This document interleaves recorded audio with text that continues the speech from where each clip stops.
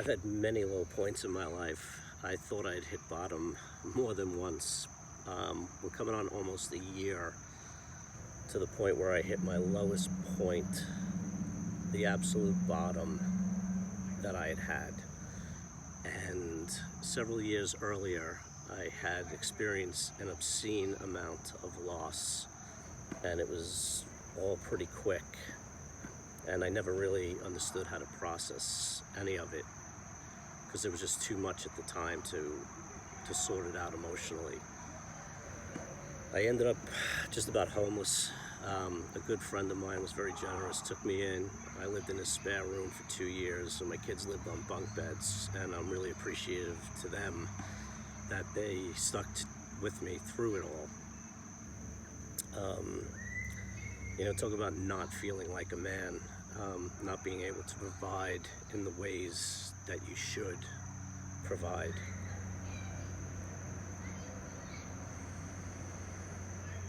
It was a really difficult time. I kind of gave up everything that I was because I had realized that everything I had done my entire life was to replace feelings inside that I didn't want. So if I could achieve certain things and become a certain person, I thought it was going to take all of that away.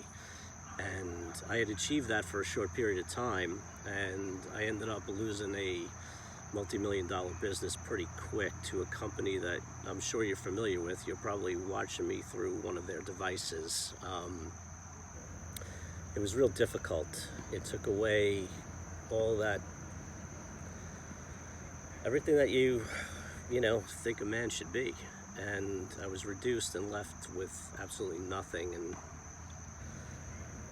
when you strip away all the things that made you feel good to cover up the things that made you feel bad, I don't know where to go from there. And I just spiraled into this abyss, thinking it was never going to be any better than it was, living in somebody's spare room, barely getting by, the kids, disappointing them, disappointing yourself, and having people look at me as a failure was not an easy place to be. And when you take away all of those things that you did on the outside to feel good on the inside, and you just sit with those really, really poor, horrible feelings, and somewhere inside you know that nothing outside of yourself is ever going to make you feel good again, is a good and bad place to be. It's bad because it's ridiculously painful, and every minute feels like a decade, and you're just waiting for sleep so that you could just end this day, but you dread waking up the next day. And that's where I'd lived for a long time, and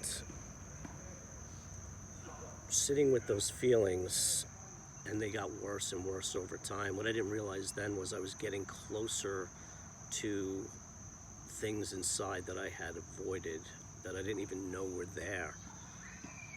And they started to come up the less I mood altered and the less I distracted myself, because I just basically sat and felt like crap for 2 years. I wanted to get out of it. I just didn't know how until I had this breakthrough. Breakdown, breakthrough. It was the same thing at the same time. I just got to places inside of me that I didn't know existed, and things that had happened that I didn't know about. And I realized that I had constantly been running from them. And then that day that I realized that I was working outside of myself to heal the inside, and I knew I couldn't do that anymore. I just had to stop. And it was really tough. And one day I decided to tell my story to somebody, and that was the day freedom came along.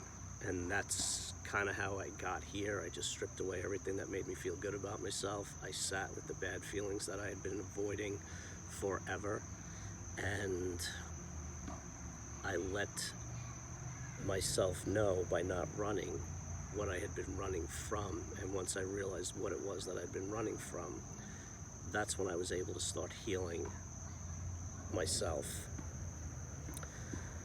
And that's kind of how we got to here. And I started writing and posting them and speaking and doing podcasts and doing interviews and doing these videos.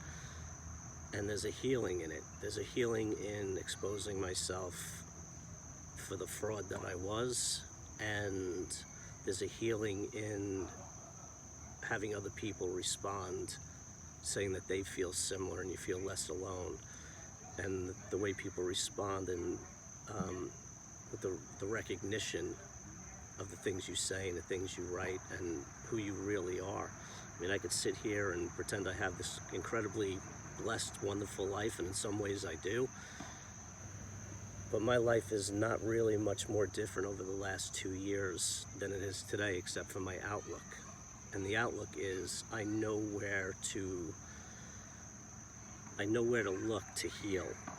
Before that, it was just, think of it as your body having an illness and the doctors can't figure out what it is, and you just kind of trying all these different remedies to see what works. And that's how I kind of had felt my life was. I was running away from feelings, and I would stop for a short period of time to see what was really going on and check in with myself, but it was too painful. I couldn't stay there.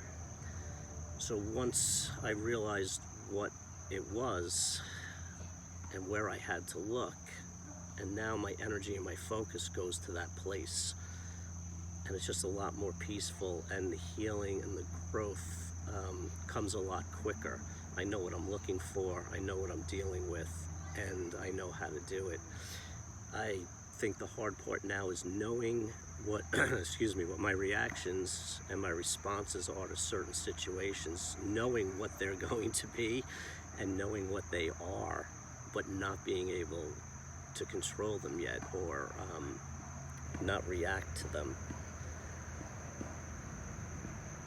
And that's disappointing, because you think about how many things you've derailed because of your reactions, because of places that were being touched inside of you that you didn't want touched at that moment, because you didn't know what they were. I know what they are now. It makes it easier.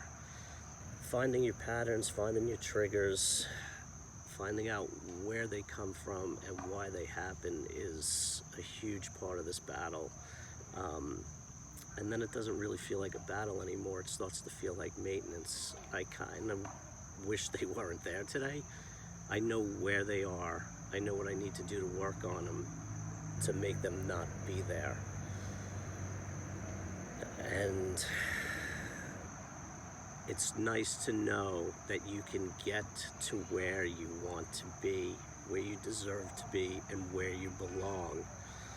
It's a little frustrating knowing that you can get there finally, but realizing there are things in my path that I can't move, that only time can and effort can move them. I'd like them out of my way today, but some things you just can't force. So keep looking inside, keep finding your triggers, you're finding your defenses, see what's below it. Invest the time in yourself instead of time blaming and running, because I did it forever and it led me nowhere until I really took a hard look at myself and exposed myself to myself with all the things that I was afraid to feel and face because I couldn't accept them. I didn't even know what some of them were, and the ones that I did know, I just pretended weren't there.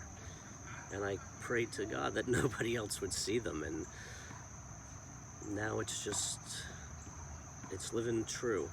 And I am far from perfect, and I probably am worse at things than I'm better at when you add them all up. But knowing the score makes it easier to change the score.